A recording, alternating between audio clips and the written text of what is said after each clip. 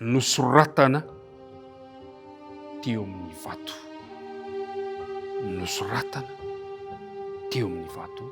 Manasanao manaraka izany hatramin'ny farany.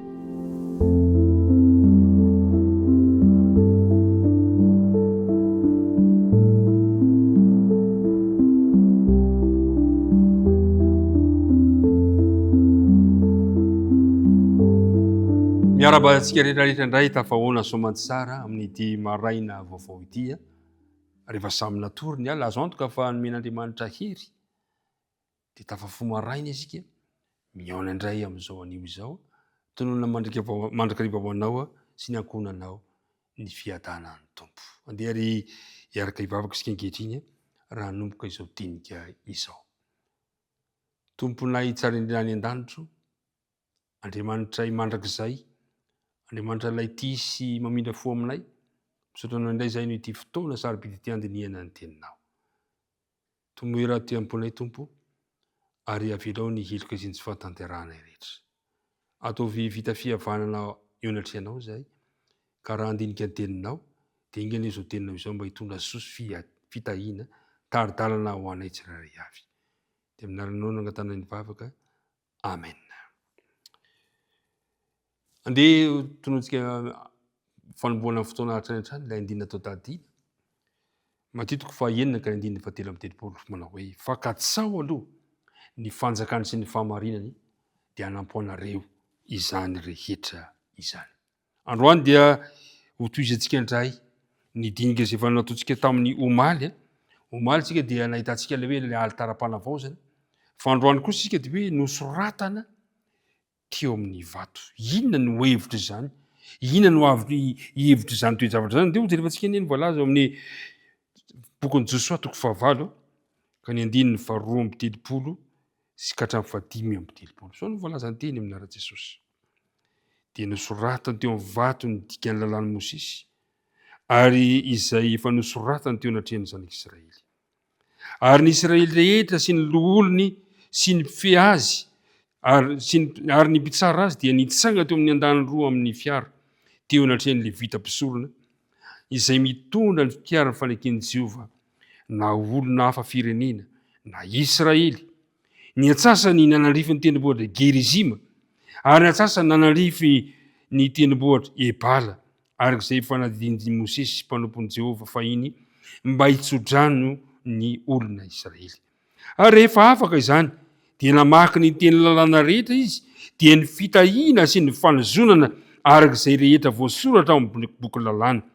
Tsy nisy teny tamin'izay rehetra nadinin'i Mosesy izay tsy novakian'i Josoa teo anatrehan'ny fiangonana, dia ny Israely rehetra mba mivehivavy sy ny ankizy madinika ary ny vahiny izay teo aminy.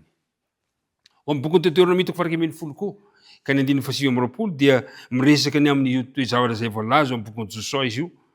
Zavatra nitranga nosoratana ny bokon'ny lalàna. Ary nasaina nitsangana teo amin'ny andaniny roa eo amin'ny fiaran'ny fanekena ny Israelita. Ny anankiray ary teo anatrehan'ny mpisorona izany toe-javatra izany ao amin'ny andininy fahatelo amby telopolo, ozy hoe araka nadinin'i Mosesy mpanompon'i Jehovah teo anatrehan'ny mpisorona natanterahana an'izany. Dia nisy sokajiny olona anankiray hitantsika teo nitsangana nanarify an'i Gerizima, naneho ny fomba roa mety hifandraisana amin'ny fanekena izay toerana nisy azy ireo izany. Ary ny fanatitra ny tian'izy ireo dia ny manondro an' Jesosy izay mitondra ozina ao amin'ny fanekena mba hahatonga izay mino azy fitahiana ao amin'izany. Fantatsika tsara zany fa nizaraina roa ilay olona. Ny anankiray manarify ny tendrombohitra Gerizima, ny anankiray kosa eo amin'ny tendrombohitra Ebala. Zao no voalaza ao amin'ny Josoa ao amin'ny Deutéronomie toko faharaka ambin'ny folo. Deutéronomie toko faharaka ambin'ny folo ka ny andininy fahasivy amby roapolo. Zao voalaza ilay teny amin'ny anaran'i Jesosy manao hoe: ary rehefa nentin'i Jehovah Andriamanitra ao ianao ka tafiditra any amin'ny tany izay alehanao olovana, dia ny fitahiana no tonononao amin'ny tendrombohitra Gerizima, ary ny fanazonana kosa eo an-tendrombohitra Ebala.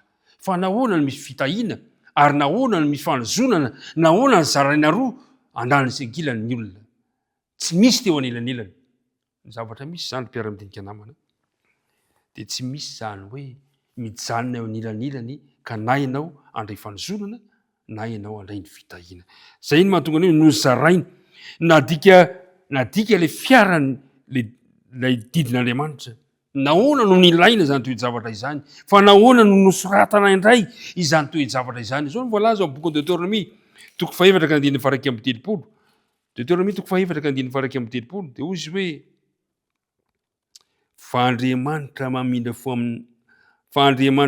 fo Jehovah Andriamanitra ao ka tsy afoy ianao na andringananao na hanadino ny fanekena tamin'ny razanao zay efa nianianany taminao miantona nanoratana indray zany ilay didin'Andriamanitra de mba tsy hanatronona any Jehova isika olombelona tokoa mantsy de mora manana fironana manadino tsaiko ianao za de matetika tratro ny fanatonona io ary indray manahirana mandreraka mieritreritra azy ny zavatra hitantsika de zao miafoy hatrany ny apaha-potoana anaovantsika ny zalatakiny fiainana am'izao fotoana izao any ka manjary to tsy azo soroana ny fanatonona de day aza mampalahelo na ny fanompoam-pivavahana zay tokony andraisana tomboky fitahina amin'Andriamanitra azy manjary adino ilaitsika ry mpiara-midinika namana isany manavao indray ny faneketsika amin'Andriamanitra mahasoa atsika ny manoratra mahatsiaro ireny toe-javatra rehetrarehetra zay namonjen'Andriamanitra atsika ireny ary de zay ny dinidingatsika hoe nosoratana teo amin'ny vato mba tsy ho adino ry mpiara-mianatra namana isany tena mahasoa atsika ny manokana fotoana mba hamakitsika ireny fanekena men'Andriamanitra atsika ireny koa ao anatin'izao fiazakazahana ao am'izao firotoroton'ny fiainana izao mora ve ny manadino an'Andriamanitra sy ny miezaka manao zavatra amin'ny herin'ny tenatsika sy ny fahaizantsika manokana noho ny fiazakazaky ny fiainana de nandray adino tanteraka Andriamanitra de ndray fa inan-dalana manao ay moa tokony mbola andresaka tamin'Andriamanitra alohan'ny voako ny trano ry mpiara-midinika namana zay ny antony nahatonga an'i Josoa nanoratra io boky ny lalàna io boky io nosoratany tamin'ny vato indray ny dika lalàny Mosesy mba tsy ho adino mba ho tsarovana mandrakariva satria fitahina ho anao ny mandray azy fa ozina ho anao kosa ny fanatonona ho azy ary zay lela zay hoe tonono eo anatrihan'ny zanak'Israely teo anatria Mosesy mijoro ny mizara roa ny olona ny anankiray mandray ny fitahina tononona mitodika manaliviny Gerizima ny anankiray kosa ny ozina ho an'izay mandika didin'Andriamanitra teo amin'ny tendrombohitra Ebala Andriamanitra ane hitantsika tsiraray avy ka ny isika de zao samy mba hitodika ao amin'ny tendrombohitra Gerizima andray ny fitahiny Jehova ne izaho sy ianao ivavaka isika ankehitriny ray malala ny an-danitro tianay raha mba fitonononao fitahina ny tontolo andronay androany ka na iza misy anay na iza alehanay na inona ataonay androany de aoka mba ho rakofanao zany fitahina avy aminao zany izahay atanteraka an'izany anefa de aoka ianao no loha larina eo amin'ny fiainanay de apetraka ampiatananao ary zay mahasoa anay rehetra ny vavaka tonona isaka tany amin'ara Jesosy amen